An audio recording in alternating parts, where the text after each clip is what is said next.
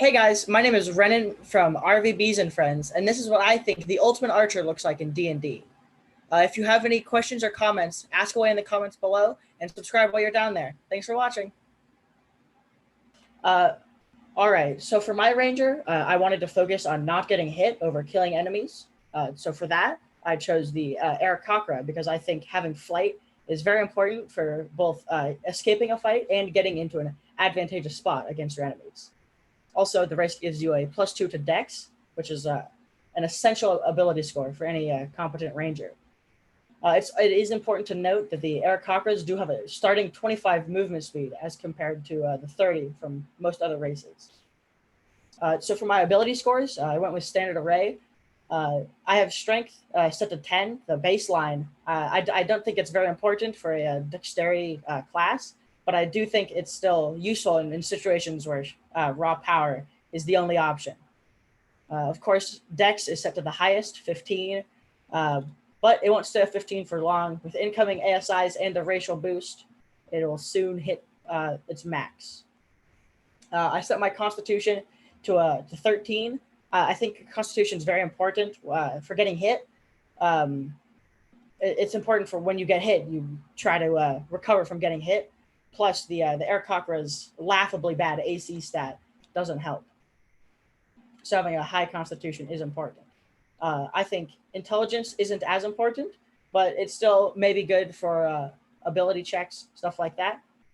And Wisdom is important for the Ranger as it is their casting modifier, or the spellcasting modifier, so it gets to 14.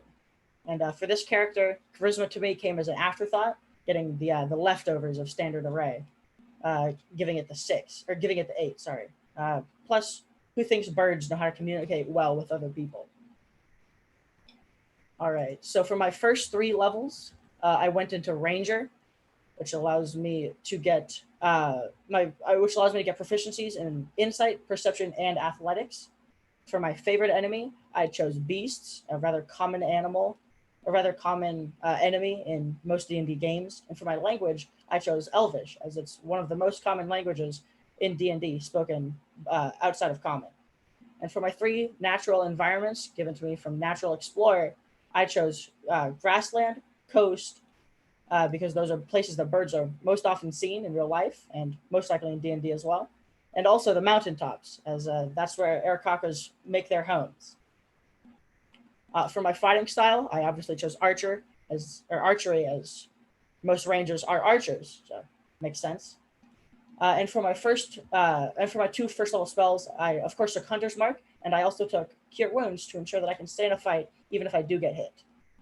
And finally, at level 3, I chose my Ranger archetype, which was Horizon Walker, which gave me the ability to cast Protection from Good and Evil, the ability to detect magical portals within 1 mile of me at the cost of a spell slot, a first level spell slot, and Planar Warrior, which allows me to use a bonus action to cause all damage given to an enemy caused by me to become force damage, alongside an extra 1d8 of force damage. And as I continued down through the levels, I continued to follow the path of the Ranger, which means that at level 4, I got an ASI. I put both of an ability score improvement. So I put both of those into Dexterity, bumping my 15 with a +2 from the ability scores and the +2 from the race right now to a 19. At 5th level, Rangers also get an extra attack, which just means that when taking the attacking action, they get to attack twice instead of once. Also at 5th level, because of Horizon Walker, I learned the spell Misty Step. And along with that, I learned 2 first level spells, those being Cordon of Arrows and Healing Spirit. At 6th level, I learned how to track and hunt dragons and also speak their language of Draconic. At 7th level, I'm able to cast Etherealness as a bonus action, which allows me to step into the ethereal plane, basically making me intangible. And finally, at 8th level, non-magical and difficult terrains no longer cost extra movement, and if a non-magical plant has thorns, spines, or anything of the like, they also no longer affect me. And at 8th level also comes another ASI, which is used to boost Dex up by 1, giving it its 20, and Wiz, which is once again important to a Ranger.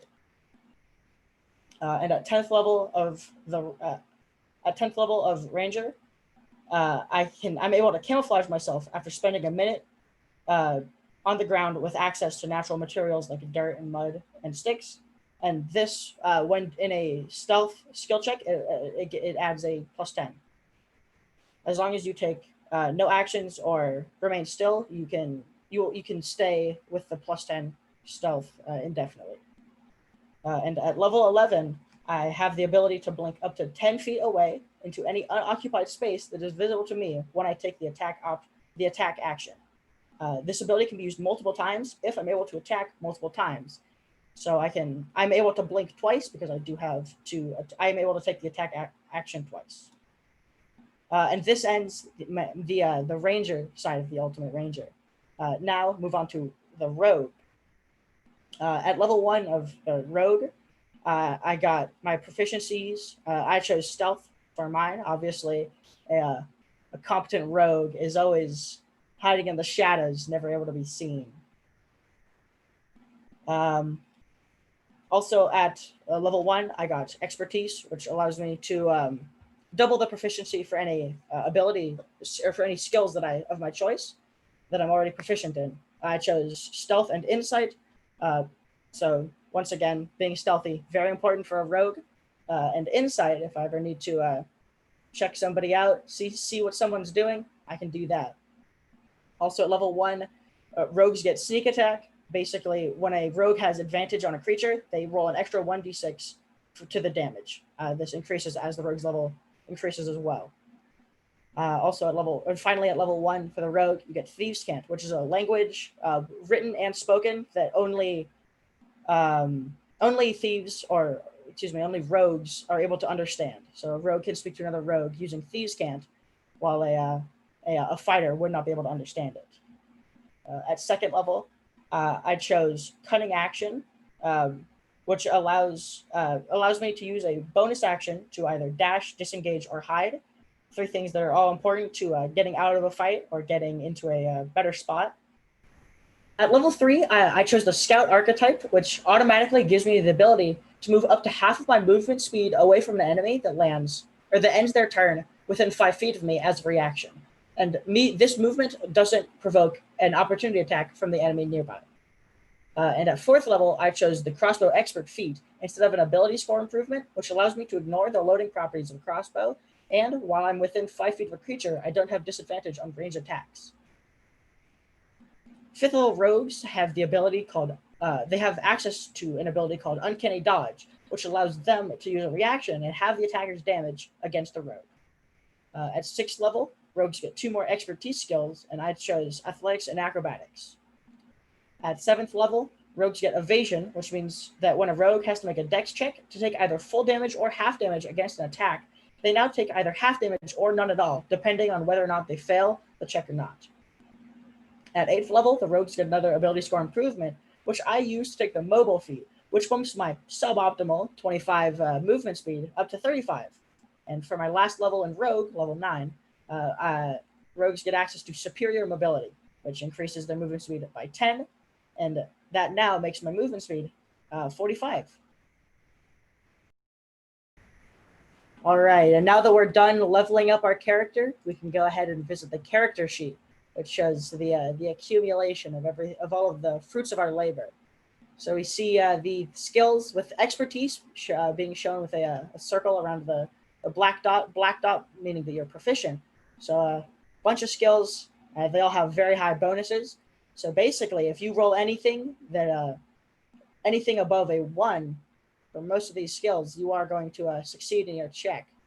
Armor class 17, probably not the best for characters around level 20, but another downside of the Aarakocra is that you can't wear light armor and still have the ability to fly.